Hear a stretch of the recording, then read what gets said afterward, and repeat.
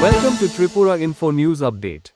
ভারত সরকারের সংশোধিত উড়ান প্রকল্প ত্রিপুরার কৈলাসহর বিমানবন্দর পুনরায় চালুর সম্ভাবনায় নতুন আশার সঞ্চার করেছে।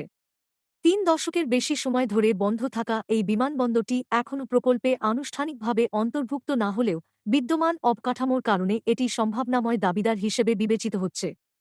প্রধানমন্ত্রী নরেন্দ্র মোদী ঘোষিত সংশোধিত উড়ান প্রকল্পে আগামী ১০ বছরে ২৮,৮৪০ কোটি টাকা ব্যয়ে আঞ্চলিক বিমান যোগাযোগ সম্প্রসারণ, ১০০টি বিমান ঘাঁটি উন্নয়ন এবং ২০০টি হেলিপ্যাড নির্মাণের পরিকল্পনা রয়েছে। রাজ্য সরকার ইতোমধ্যে আধুনিক টার্মিনাল নির্মাণের দাবি জানিয়েছে এবং বিমানবন্দর পুনরুজ্জীবনে ইতিবাচক ইঙ্গিত মিলেছে।